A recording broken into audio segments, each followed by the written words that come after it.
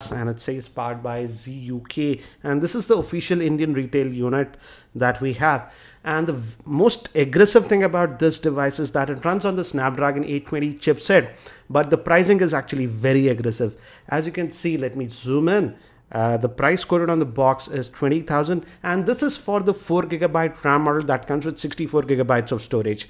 There is also one more variant that comes with 3GB of RAM, and that's priced for 18,000, and will be sold in India via Amazon.in. Again, I'll have the link for Amazon in the show notes so you can check that out. And regarding the SAR on the head, it is 0.71, and for body, it's 1.49.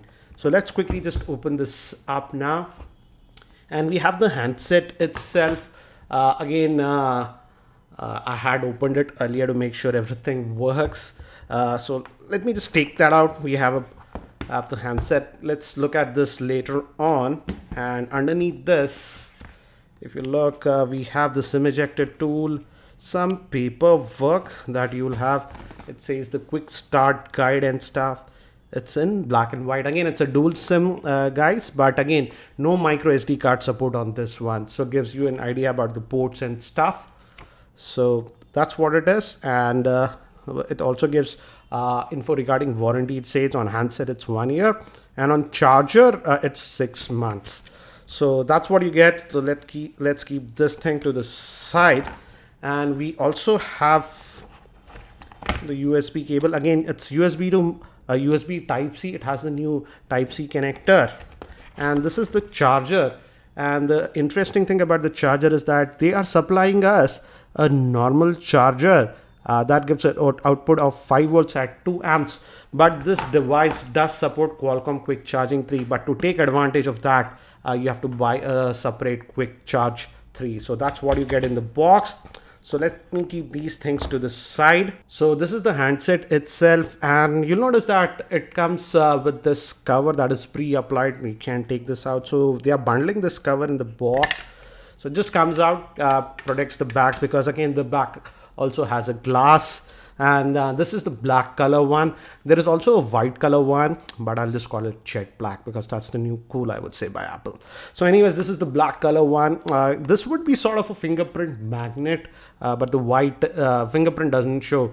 But the black actually looks a lot more cooler, I would say, in my frank opinion. So this is the handset itself. And let me give you a physical overview. On the top, we have nothing. And on here, we have the volume rockers and the power on off button.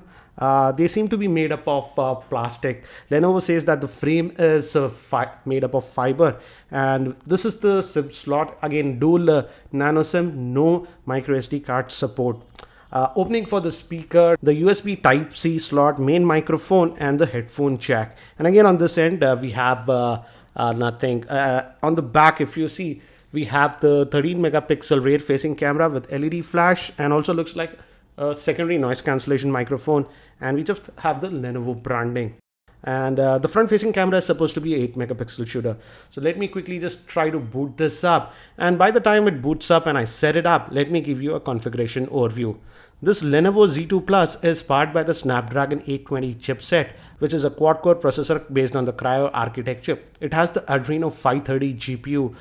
This one has a 5-inch 1080p IPS grade screen. It comes in two RAM models, 3GB and 4GB. It's a dual SIM device with 4G and VoLTE support. Moving to the camera, the rear facing camera is a 13 megapixel and the front facing camera is a 8 megapixel shooter. And it comes with a 3500 milliamp hour battery, and fingerprint functionality is also there. So again, guys, I've just set up this device, and as you can see, by default, this launcher looks like Google launcher. So this is the default that you get. It comes with this Google launcher, but underneath it runs its own skin. But Lenovo in India are using this Google launcher by default. So it looks like this. But if you go to the settings, you see this. It's their own custom UI that you get. And if you go to about the device, as you can see, this is the 4GB RAM model that we have, and it's running on the Android version 6.0.1. So Marshmallow out of the box that we are getting on this one. Let's just go back and look at the storage that we get on this one. Again, regarding this button is actually very different on this one. This is a multi-purpose button, so I'll talk about that later. But first, let's look at the storage. And if you go to the storage, out of that 64 gigabytes, you get 52.8 gigabytes of space that is available to you. Again, it comes in two models, 3 gigabyte RAM and 4 gigabyte RAM. And again, if you notice, for quick settings, you can just pull it from here. I had kept the brightness at low, but it has all the basic sensors like auto brightness, whatever you expect. So again, you can disable these virtual buttons if you want. That option is there, because this button, the button that we have, this one, is it has a multi-purpose button. For example, let me actually open some apps. For example, we open this and you can swipe up, and let's open the Play Store. It'll ask me to log in. I didn't, but we can just swipe between the apps by just moving around to this one.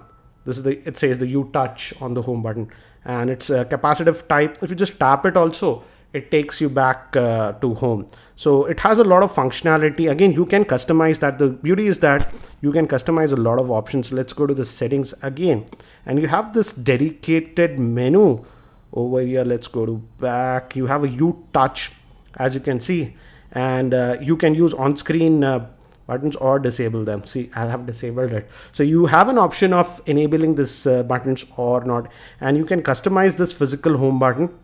As you can see, if you press home twice, it says it goes to the history. So for multitasking, so let's go back over here. You can actually change this. As you can see, if you want the notification center to come, if you want to put your phone to sleep, you can do that. So that option is there.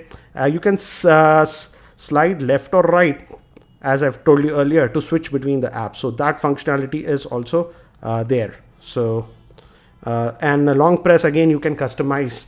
For example, let's say for a long press, let's say we want notification center. So again, you can customize this. So long touch to home, you can also customize and even open an app. For example, let's say you want a camera. So this is a multi-purpose button that you are getting on this one. And again, you have the choice of having what do you say, these virtual button or use this physical button. Even if you enable this virtual button, the physical button works. So that is there. Now, talking about bloatware, I don't see a lot of bloatware pre-installed, so that's a nice thing. There is something, this is called 9 apps and Amazon Store and Hasolf and Hot Today. So there is a little bit of bloatware, and the share it is again Lenovo app that you get. UHealth is for built-in tracking. It has a pedometer and stuff in this, so if you just set it up, it'll track your steps and whatnot. That is the UHealth app that we have. So that's what you get. Let me also quickly set up the fingerprint scanner and then we'll test it out.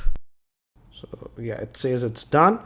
So fingerprint is added. Let's try to use that. So it's in standby, and as you can see, the fingerprint scanner works. Let's try it in this orientation. It works. So again, this button is a multifunction button with the fingerprint scanner on this one. Now let's also quickly look at the camera. It's a 13 megapixel rear facing camera. So let's try to fire up the camera app. So this is the camera app that we're getting. We have the tap to focus, and the shutter speed is really fast.